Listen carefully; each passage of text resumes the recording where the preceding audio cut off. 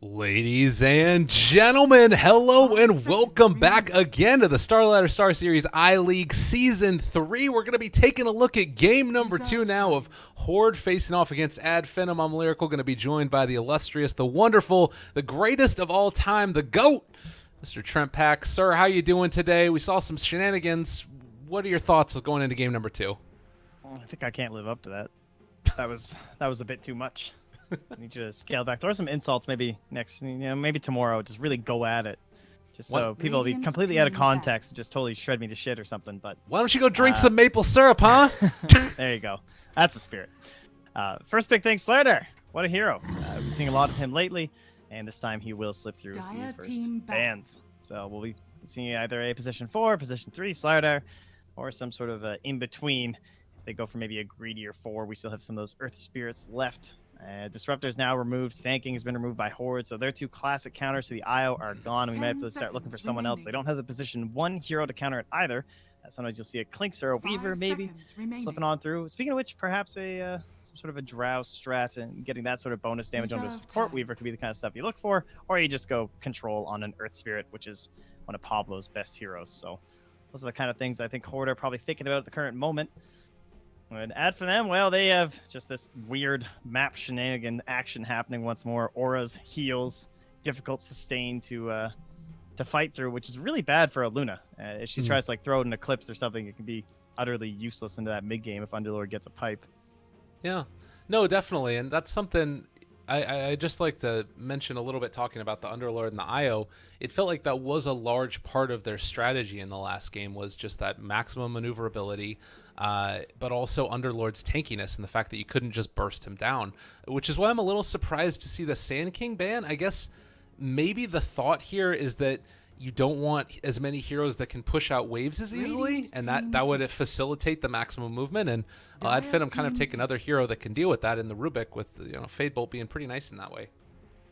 Yeah, I think Horde really values Sand King. I think he's a very strong hero and don't want to leave him in a 2-3 pick. Just him plus numerous heroes can be very difficult to deal with off lane, as well as the fact that he works like Slayer, that he can be used in position 4 or position 3 and can mask a lot of your draft. 5 seconds I would call it maybe slightly surprising that they did leave both the Underlord and the IO in, though. That combination, you already know they run it well. They did numerous big plays with it in the previous match, so Horde, perhaps after seeing that, have worked something out where they think they have a good idea. Yeah. No, definitely. And a way to deal with it that, I guess maybe it's you go back to something along the lines of that Earth Spirit that you were talking about to allow you to kick somebody out of like the Underlord ulti. It always feels a little bit sketchy, but it's nice plays if you can get it done. No Fear, I think. Shout out to No Fear. That big play. That was great. But I guess I'm wondering, like, the Dazzle getting taken this early, that would force Slardar to position 3. And with a Rubik already in lane, that could pose some trouble. I guess that IO isn't the best at being able to take him down. Do you think they can run an Earth Spirit on Horde still? Yeah, I would say so. No reason not to. If you want to shove your Slardar into that 3. Darkseer is also still there, though. So they could be considering, again, Darkseer pretty good against Underlord. You would be able to get him. He could be even more sustained to add your Dazzle. You have the dual lane of Slardar with the Iron Shell being able to pressure down bottom. It is dire side, so maybe not quite as good. However, we've seen numerous times how important high ground defense is, and Darkseer has been winning a lot of the games we've been casting, or at least he looks very strong whenever we have him. So we'll see if they end up doing that. Bat Rider again also still there, and only the IO currently there for a save for Finem could be an option. Yeah, I guess that eventually Underlord's going to build into a mechanism, but that's not something that's really going to be able to tip the scales all the time. They do have the Juggernaut now as well for a little bit of extra sustain, so this could be a quick push strat coming out from Finem if they wanted to double down and, say, run another mid-Jakiro. You never know. It's a possibility. Maybe they rate it highly. Is there any way that you would ban that for Horde, or was that just specifically because of the Ember Spirit? Oh, nice call there. Good hero. I'd probably be more worried about someone more traditional, like maybe an SF. I think that's what they banned last game, final. Right. And again, it would look pretty strong here for Finem. Ooh, the Quap taken out of the pool as well. Yeah, I feel like right now with that Darkseer pick, we've talked about the team fight potential. Slardar just in general is so strong, so needing to deal with another mid laner who could cause issues. Maybe going back for the Invoker. Actually, I wouldn't mind it from either side. They do ban the They hated it. Huh. You're quite right. I wonder maybe they'll snag up the SF then. Wouldn't be the worst thing with Darkseer. They could use an AoE combo. It'd be a pretty cool puck game, but I haven't seen Excalibur opt into that one. That'd be more of a Finem kind of style, but... Do you not like Invoker too much? Oh, God. All right, well, that's Radiant team pick. It's more of a Excalibur style hero. I guess you start thinking towards his Tinker, or in this case, it'll be his TA, another one that he was known for spamming. Man, talk about minus armor. This is going to be a ton of damage from Horde early on. I think TA could probably afford just to go for a straight up Blink Dagger instead of rushing the Deso, honestly. Although it depends, I guess. She does have nice control too, though. Like being surged forward with that Deso can be so strong. Yeah. And if Slardar has a decent time, can get into that Blink Dagger, he's going to be the one who's calming up the vacuum for this whole game. So, as usual, a lot of pressure on the Slardar player to make sure he gets that done. But there's a reason this guy gets picked so early in every single draft. Very good at doing so. Yeah, absolutely. And we've seen it. Blink Daggers come up as early as like the 9-minute mark on Slardars with all the bounty runes around the map and being able to be a part of ganks early. Juggernaut, not a good hero to gank. Rubik and Io probably would be the two they'd be able to kill, but there is a decent amount of damage in that safe lane if you get enough right clicks off onto the Underlord, but I don't know. I imagine he just builds tanky in there against the right clicks, and then it's basically just Lucent Beam and Crush. Yeah, I'm curious to see what they want to do here. Do they want to go back for their Invoker? They've left it open, so Horde's showing they're not afraid. Has a decent bit of global presence. I wouldn't mind the Tinker either, but yeah, I'm gonna go with the Shadow Fiend that you called out. I think it's good enough that it's worth taking here. It's a little spooky. He's always spooky. He eats people's souls, man. Ain't good at all. 10 seconds remaining. I think the TA is just a little bit too much. Not going to have the best help in the mid if you're an SF. TA probably give you a pretty rough time. Slardar could roam in and make things even worse, especially when the traps came up. So it's still more of that push strategy, though. DP, nice little damage instances to actually deal with the refraction, something that someone like SF or, of course, Puck, one of the more traditional ones where you just say dumpstered by TA. So yeah, DP should have an okay time here. Yeah, this is really interesting. I've only seen a couple of DP games really work out well. This patch, one of the big ones was when Inflame was playing it, and he ran a great Death Prophet built around just trying to, dominate the lane in the same way that you would normally. And I think that he went Atos. It was like Yule's Atos maybe, and the new Atos change has helped her so much as well. Feels like it could be quite strong.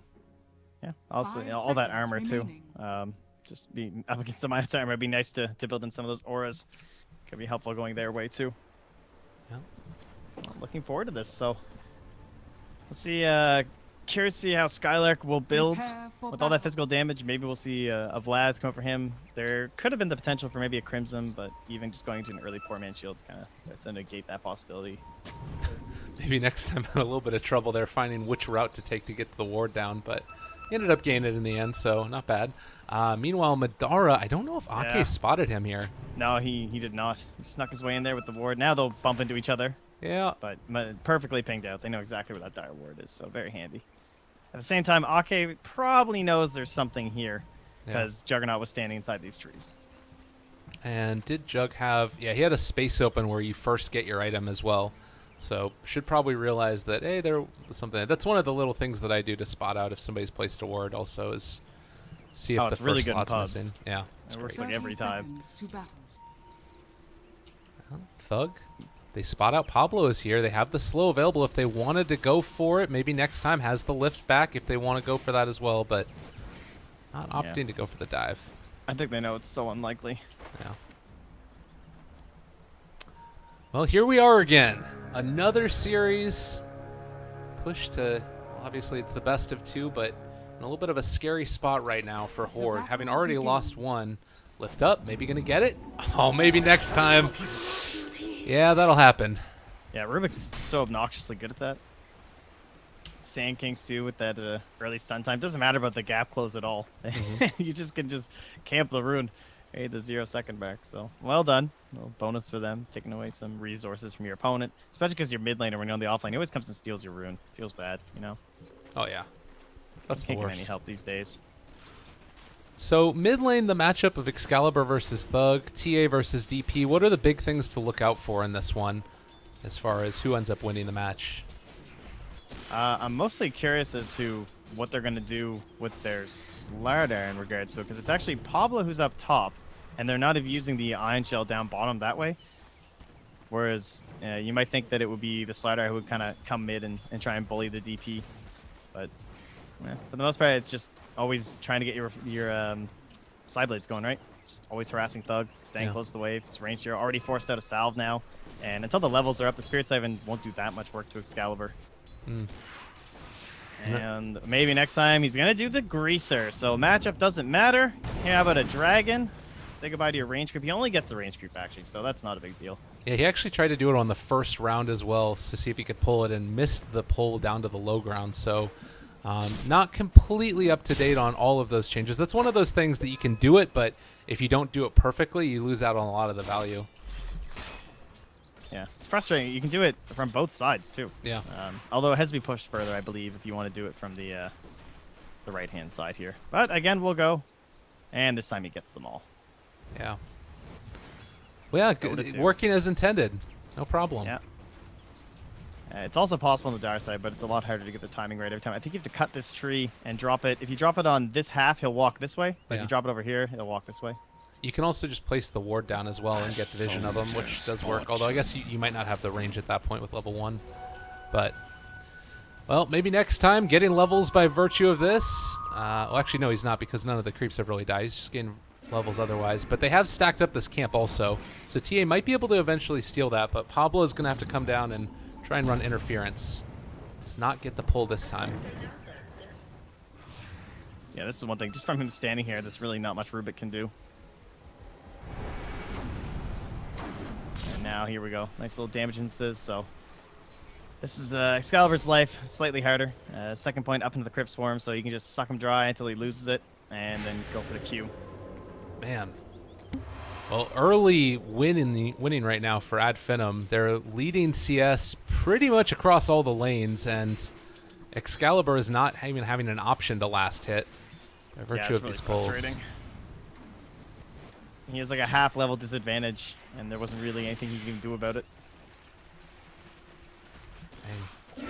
And look who it is again. All right, guys, we got it. Hey, creeps, come hang out over here. Do they kill it off? They might actually do it. Oh, man. All right, well, a little bit of luck going the way of TA there. That's nice. At least he got the last hit. Yeah. Maybe next time felt bad. Yeah.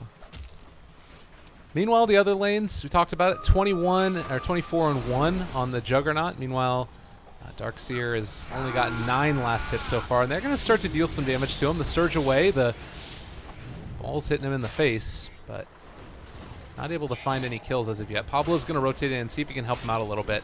Mid lane, they do manage to get another pull off here. Maybe next time I was in trouble. Oh, this is greasy. That's so frustrating.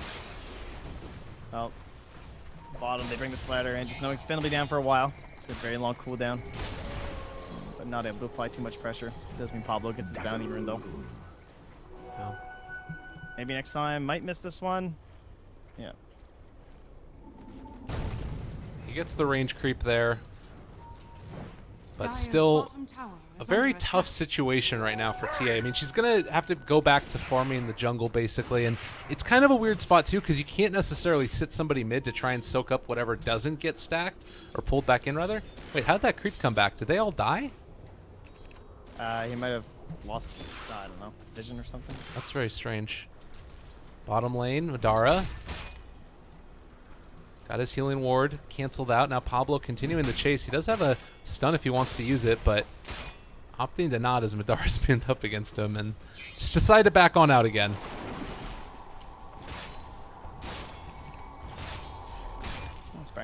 going to aid him down here. It's already a nice matchup for a Jug, right? You have the healing ward, you can deal with the general Ion Shell spam, but now with the aggressive spin, too, they might be able to go back in a couple Ion Shells. They have plenty of mana still left here on these kills. Got a Soul Ring, too. They'll have an Ion Shell creep on top of them as well, but yeah, as soon as Spartan comes back in, there's more than enough regen to be able to survive through this. And he's also closing in on 6, too, so it gets more and more dangerous. The Omni Slash being available. Excalibur's doing okay. He's up to 5 1/4. He's recovering from his very frustrating mid lane here. But there's also a DD rune here onto Thug, so he'll have to be a little bit cautious. And there is no detection in sight on the DP, but there's a sentry being held on the Rubik. So put this in the context for me, because right now, if I'm looking at this, this looks god-awful for Horde. They're getting pulled in the mid lane. They're getting beat out. Well, I guess Luna's still getting a decent amount of farm, but Darkseer is really not. Is this something that you sort of need to start switching up the lanes or just kind of create chaos? What's the plan here? Well, they're going to go for a smoke play to try and catch maybe this Rubik. Actually, they're looking for the Underlord. Oh, maybe they'd opt in for him, but this will be a nice play. They have Eclipse here, too. Ooh, they can't find the angle. This looks like it might end up working. They actually do find the kill. Skylark goes down. Ake able to find it. Maybe next time pull back into the tower, but they can't take him down. I didn't think they'd be able to take down the Underlord. Very tanky, but they don't take the tower. All right, good kill. That's a nice start. The Luna getting out of control will probably be the best bet. The only thing is TA, like, she needs to be the most farmed hero on the map. Right. All the time. And I'm not sure how they're going to accelerate that. Probably going to be through Slider, Ion Shell kind of plays. It's tough to make the Ion Shell really work on a TA with her like being surged in and everything. So ideally you bring both those heroes. In the mid lane would be the dream, but not a very easy thing to achieve. That ward will be spotted out. Uh-oh. This is a little bit scary now, Thug. My god, that was a lot of damage. The Dark Rift coming in onto the catapult. They want to try and take this fight. Everybody's there. Omni Slash. Want to switch over to Pablo. Doesn't manage to hit the crush there. But you saw that DP did not have a second Spirit Siphon up and online because she used it earlier on the creeps. But I don't think it would have mattered anyways. There was just too much burst damage there. All right, well, that's what they needed. Excalibur some gold now actually over top of the DP. And this is when you'll just start looking towards finding those neutral camps, abusing Ancients, anything you can do to get yourself into a higher plane of net worth. Spartan end up being harassed here, it looks like. I'm going to aggressively move into their direction as well. He just wants to try and take him down, but the healing ward there as well should be able to keep him alive. Spartan is not at all afraid. Hasted Rune, and it looks like with this they might just be able to secure the tier 1 tower. Never mind, he's just gone. Alright, people are clowning a little bit. That is going to end up coming at the cost of Excalibur's life. So Thug just walks at him. And now also showing up, the Invis Pablo, Ion Shell on top of him as well. I like this. Doesn't want to fight the DP. Much harder to try and bring down. They have the Invis rune still there for a little while. Ake. Oh, Skylark noticed too. Nice use there of the Grave as well to keep himself alive. So 2-3 so far, 8 minutes in, a much less action-packed game than we saw last time around.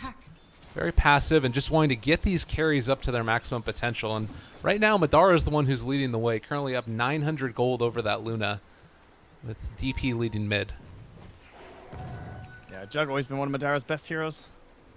There were a couple patches where he just brought them back from the brink of games that they had no right winning, just through big spin TP plays. And again, they found another game where it always seems like they are able to find these games where there's virtually no BKB piercing stuns. There will be the bash here this time, but of course it is support on the Slider, so you don't get many levels up into it, up to the 25%. Not very early on in the game. They'd have to rely on that to stop the spin TPs. This is the play down bottom. They have Omni Slash in just a couple of seconds for Madara, just about to be off cooldown. Don't even need it. Just finish him off. Move in. Think about even taking down that tower if you want. You got the Wild Wing Ripper there. Healing ward as well.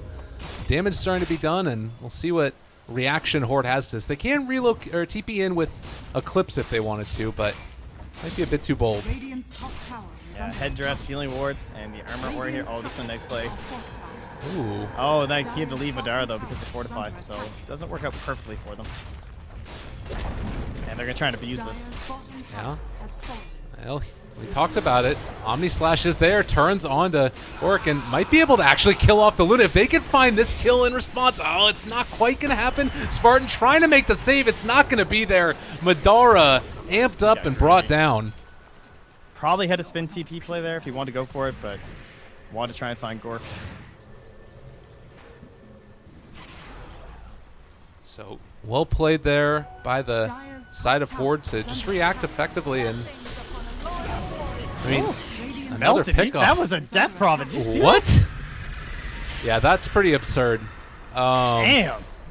It activated the haste rune. Looked like it was Thug this time, getting a big greedy, much like Spartan. After them, these haste runes, man, they can't control themselves. It's the invincibility rune, proving not to be very invincible. It's always people, flying too close to the sun. Mm-hmm. Well, currently about 10 minutes into it, you can see still very back and forth as far as the game is concerned. Horde are leaving in terms of kills, but it does sort of feel like it could go either way at this point. I really like the way that Finem have been moving around the map and taking objectives, and it feels like that's something that's going to continue. How do you feel like Horde are going to try and deal with this? Do they play the pick-off game, or do you think they can fight into them once they get these blinks online? Yeah, I think ideally it again, talking draft, just comes down to Pablo. When his Blink Dagger comes out, just has so much bearing on what his team can achieve and accomplish. But at the same time, thanks to all that pressure in the mid lane, Excalibur might end up going for that Blink first. He does have it queued up for now. And although I do think in the lineup that typically the Deso would be the more ideal solution, the fact that he was pressured so heavily mid as well as just shut down by literally not even getting creeps. Mm-hmm. You can understand why he might feel the need to go into that Blink Dagger first and fight into the side of Admin. But we'll see what he ends up buying. And they still have that mech to wait for on E-skill too. He is closing in on it though. It's sort of one of those things where you almost need to try and fight your way continuously as these pressure comes onto the tower. Skylark, enough money now for the mechanism if they want to go for it. Maybe next time has Crush stolen. Really great spell to steal for him. And looks like Jug going back in for the Manta style. They're rooting this Helm creep too. Got him. Get out of here. Radiant's middle tower is under attack. All right, so nobody really showing up to defend mid tower. They might try and go for some type of rotation in from the other side, tried to find the stomp, but was not there. Is any team in any type of timer at all? Like last game we thought that the Jakiro pick was going to put Finem on a timer. Obviously they ended up going into the late stages with it. I would think that Finem would want to be pressuring very soon. You have a Luna who's up to level 12, so you know she's more than likely rocking the full glaives, which she is. So her farming of neutrals is very quick. She can abuse Ancients just as much as TA at this point. She already has a Helm going. She's building into the Dragonlance. You know, TA's doing the exact same thing in the jungle right now. So trying to limit the overall map and just making use of every one of your exorcisms, building off of that, much like a Faceless Void and Chronospheres. Same idea. Oh. Well, and they were trying to go on a mid, but the relocate comes over to the other side, and that is going to end up being a kill in the top lane. Looks like Gork as well as Ake will stick around for a moment. Io trying to channel the TP, not quite on time, so Spartan is going to end up being brought down here. Oh, nice. That's a good pick. I was actually watching bottom. They're splitting the map here, too. They've got that mid lane going, and then Pablo's down bottom, building up into his Blink Dagger, and also counter split pushing right now. So, despite the kill on Darks here, not a massive loss for the side of Horde, but still, in the end, a win for Finem. Yeah, nice grab. He's really, really close to getting that Blink Dagger. Would love to be able to pick it up. We'll see if they can run him down as, well, another lift not going to be there. So Pablo is going to escape, and that should allow him to finish off that item. That should help. All right, close one. I guess as long as he was able to hand over the sprint, which he did to maybe next time and not give him Crush, he was going to be okay there. And you're right, there's that Blink. Oh, now knowing there's no sentries here, so maybe next time he might go in. Of course, he could not be certain as to what Ake is actually holding, and he'll back away. Well, still very even. Horde leading in terms of experience, splitting up the map pretty effectively. And in the meantime, it does look like maybe next time is going to see if he can get any more value out of this Invis rune. He's going up tops to where Excalibur is. They are going to bring in the Centaur Conqueror. Can they? Courier? Maybe. All right, relocate gank in. They're going to get it. The stomp. Oh, nice blink away, Excalibur. they weren't able to perfectly time it together, and so it is not going to end up being a kill. It's funny that happens. I was just about to mention before that went, definitely an error on my part. In terms of like being against an IO lineup, it's almost always you'll see those blinks come out first, just to watch out for those relocate ganks, especially when you're in a situation like this where it looks like you're going to need to be split pushing quite a bit. So right there, already showing it off. Excalibur wisely grabbing this blink dagger early on. Makes it much more difficult for me to try and gank him with these bigger plays, the IO. However, it is now time to finally use one of these exorcisms. Thug just passed level 12, needs the second point in, and it should be an uncontestable Roche. They'll just try and pressure down bottom with Gork. Yeah. This makes sense. I mean, it's really nice, too, because this is what you would have loved to be able to do on Horde. They have so much minus armor, and shutting that down now, they're coming in too little too late. Like, they smoked up to try and move back to defend it, but it's not going to end up happening, and that is so key for these lineups to gain that momentum, and it kind of speaks to why Finem probably took that DP in the last pick. Well, they did a good job of it last game. Started to falter a bit at one point, but then just that one big break opened the whole game up for them, and now they're already back down bottom. Crush onto 2, vacuum onto 3, wall behind them all. They're going to do a ton of damage back the other direction, though. Skylark maybe next time trying to bring them all down. Eclipse is out as well. Juggernaut dead in the middle of it all, and Excalibur Gain ran down as well. Omni Slash, they're trying to chase and should be able to kill off this TA, I believe. Yes, she is going to go down. Now Thug chasing down Gorik. They have the silence down as well, so there isn't going to be a grave here. Ake already has used it anyways. Maybe next time coming in for the Fade Bolt. Maybe can chase down Pablo. They're going to relocate in and see if they can take down Ake here. Slowed and soon to be brought down as well. So 2 already dead, about to be a third. Iska will get out, but what a disaster right there for Horde. Yeah, really aggressive play there. I think they were hoping that it would be just like a single hero coming down to push this out and they'd catch them by surprise from the high ground. But as for them, again, moving as a big unit, understanding how strong all their auras are, and they were looking to punish with that Aegis. So successfully done. They do lose it, but well worth it for what they got in return. I guess that they kind of just blew the whole load on top of Madara, and then, you know, as soon as he comes back up, there's nothing else to deal with the rest of them, so very tough situation to deal with. You think about Darkseer and like the defensive buildings and towers as Madara. Push back in. Oh, the IO heal. There's too much regen there. The mechanism with IO on top of him ends up being too strong. I need to throw down a Pit of Malice, but having already used it, they are going to get crushed up as 2. Slowed down as well. They have the Firestorm, and they're able to just dismantle the Dazzle. Maybe going to be able to find a bit more. Oh, got Excalibur. He's in a lot of trouble. The wall has already been dropped. I don't know if it's going to end up being enough, though, and Spartan on the other side is going to be able to increase that movement speed of Madara. It looks like they will be able to keep the pressure on this Tier 2 tower in the bottom lane, and, I mean, Pablo's here to cut the creep wave, but they have enough to take the tower. Yeah, he's doing what he can, but that ain't much. They do have creeps still. Now we're down. Well, I can understand the want to fight. They probably knew Exorcism was still down at that point. They knew Omni Slash was down. It's a pretty good opportunity for them, but... Oh my god. Yeah. No reason not to go high ground at this point. Everything's back up. They are going to have Weave on them all, and probably at a somewhat critical duration. He does have Manta on Madara, though. Oh, did he steal back Weave? Oh, vacuum wall onto him. No wall drop. Pablo in some trouble. He is going to get dropped down now. Excalibur also going to fall. This game could be over before it even started. Ake dropped low as well. They end up finding that kill on Madara. Excalibur is not going to survive that. Double buybacks. The Exorcism, well, about to wear out, but keep in mind we got the good old Dark Rift available if everything starts to go belly up at this point. But a 2-person caught right now, 3 people actually in the Pit of Malice. E-Skill just desperately trying to run away. They do have a pretty nice Eclipse, but Rubik ends up stealing it back and turning it against him. Vacuum on to 3. They're all dropping low. They didn't end up countering and using the Dark Rift. I think that they might all end up going down at this point if they're not careful. E-Skill trying to make it happen. Madara, he's going to be left alone, trying to cut through the trees, has a TP away. Oh, nice.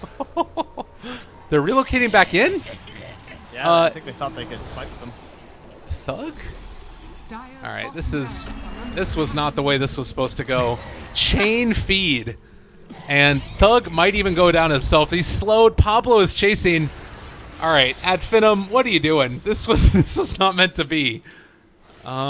Maybe with it's save your buddy syndrome on the ultimate level. Rubik TP's in as well, but he just might get crushed up in here as well. Pablo looking. All right. Maybe next time. Trade his life. Yeah, that's decent. That's good.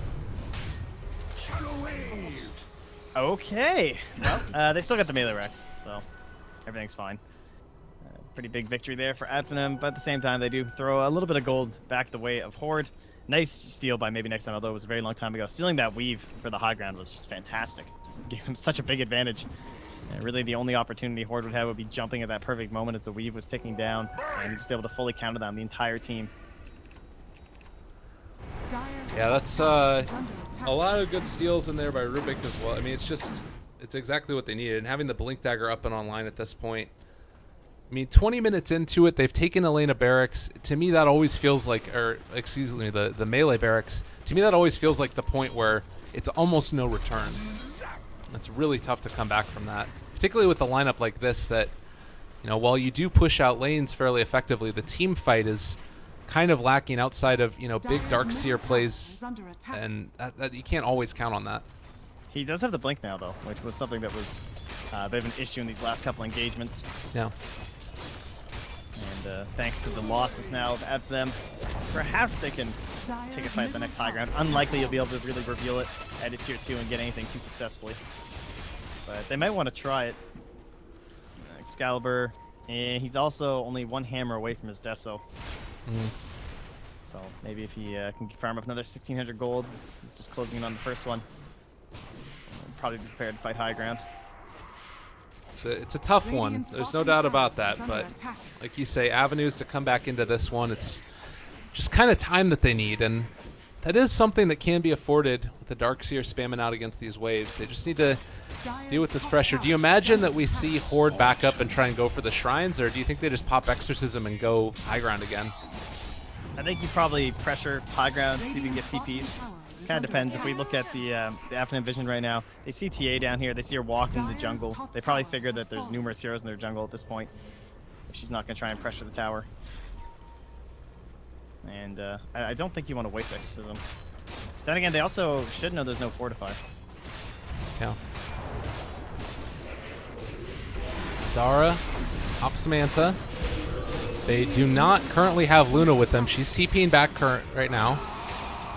Spin, vacuum wall onto 5. Okay, that's a pretty decent way to start it. There also is a big eclipse coming out, and Thug left alone. They lose 3 in just a second. Chasing down Spartan. It does look like Jug is going to be able to escape, but I think Pablo, or rather Spartan, is kind of left to his own devices. A triple kill for the Luna. Okay, they got their heroes back, and Horde decimated them. E-skill, God. I'm going to assume they didn't see the Blink Dagger. And we're not ready for that one. Immediately annihilating the Underlord, too. He didn't even get his greaves off. Oh, man. And now you're kind of left wondering, like, if you make a couple more plays like that, Madara? I don't even think you need a couple more. Like, that already is going to cut this almost in half in terms of their lead, possibly more. Ah, jeez. And as you said, I mean, didn't back away for the shrines. Now those are still there. Might be able to give them a chance at the next Roche if they can hold on to it and use that to their advantage. Speaking of which, he now appears. So the power of Slardar. Can it secure them a Roche? Can it give them a chance to now start closing in objectives on the side of Finem will be the question. Yeah, with this fancy new Manta Diffusal, though. Well, and Excalibur has the Deso, so if they can manage to control the Juggernaut, just get that Slardar jump, there's probably a chance to just burst him with TA, Deso, and Blink now. Yeah, this would be a great smoke opportunity. God. Radiant Vision, though, they will spot the Deso now. Right. They should be aware that it's up. Of course, it was a pretty quick glimpse. Might not know. Yeah, they might have. That's a hasted TA, too. It looks like they were looking over to the top side at Ake and E-Skill, so they might not have spotted it. We'll find out shortly. They should now. Either way, they're going to get Roche, so it doesn't matter. Yeah. The vision on TA was enough to say, well, we can just head on in. Oh, they're coming. Yeah. Oh, Pablo, God. Can he do it again? This is a scary moment right now. Excalibur wants to go in for this one, trying to steal it. Madara was able to take the Aegis, so left alone on the other side, Skylark is not able to throw on a decent bit of Malice. They Throw out the weave as well. Excalibur very low. They need the grave, but it's not going to end up coming. Excalibur is gone, and now Eskill, they have the shrine to try and keep him alive. Oh, man, not nearly enough. Omni Slash through it, and what was looking good just a second ago for Horde is suddenly in a terrible spot. They do jump forward, get the stun, but well, Pablo is maybe in a little bit of trouble himself now. He jumped forward for that one and puts himself in harm's way, is going to get ran down. The Rubik also stole Crush, so now they've got Blink Crush from Rubik as another form of initiation. And their high ground creeps to get here. Backdoor gone. Exorcism up. They've got themselves another, well, vacuum wall. It's really not enough. They have the Crush to follow it up, but I don't know if they're going to be able to have enough damage to burst through this. They are all dropping so low. Madara with the double kill. A third one. My God. Maybe next time find that last kill. And yeah, this is looking like it's pretty much game at this point. After a pretty thrilling game number 1, at Finem, they, you know, maybe a couple of goofs here or there, but they look quite strong. Yeah, last melee rack, yeah, we'll call it even before it happens. So, well played. We will not get another comeback. There were quite a few today. Yeah. But no more. And at Finem, do manage to close it out. So, we talked at the start of the broadcast. At Finem, finally back after the major. Time to make a first impression on the world, as it were, in the new patch. I'm gonna be lenient and less crass because it's new patch and their first officials, but I think that people expect them to do a little bit better probably against Horde, or maybe it's just Horde outperformed and they did a little bit better, but it's somewhere along there. They certainly a good strategy. Surprised they gave them the IO Underlord in the second game as well, but Slardar Luna opener was not enough to counter it. Yeah. Well, a lot of stuff to look forward to in these qualifiers. I don't believe that everything has been updated as of yet, but let me check just real quickly if the standings are updated. Looks like a few of them have been. You can see that Liquid is currently top of the group, so Alliance is second there. Cloud9 dropping, unfortunately, quite a bit off the back of a couple of defeats, and it looks like Horde is probably also going to be in a similar spot. So right now, Liquid and Alliance are top of the group. Granted, it's not by any means over or completely going to be gone. But something to keep in mind, the top 2 are going to move on from this. Ad Finem definitely looking good. Tomorrow, we're going to have Secret versus Cloud9, Vega versus Liquid, and then Ad Finem versus Liquid. That one should be a very interesting match. Excited to see how that works out. Trempax, any final thoughts before we sign out for today and head off to do other things in our lives? No, just another fantastic day of Dota. Thanks for bringing me along. Always love it. Americas. Enjoyed the games last night. Was seeing Team Onyx for the first time up against Team Freedom. Yep. IX Mike, Radiance, Abaddon. Ooh. Attaboy. Some good shit. So don't forget to catch all the Americas action. And then, well, you can never sleep and just watch SEA. It's great. I love Star Ladder qualifiers. Yeah, they're all over the place all the damn time. And I do believe that the North American games have started already. They're on the second channel for this, so just put a 2 at the end of it. Or if you want, as soon as I bring down the stream, it should automatically host it as well. So thanks again for watching, everybody. Again, Lyrical Dota as well as Trempax. You can follow us on Twitter at Lyrical Dota, at Trempax. All of our other social media things will be there as well. Most importantly, keep on following the Star Ladder, EU qualifiers, and all the other qualifiers that are going to be taking place throughout this next week. See you guys tomorrow, and have yourself a good old day. E-Gaming Bets, online betting for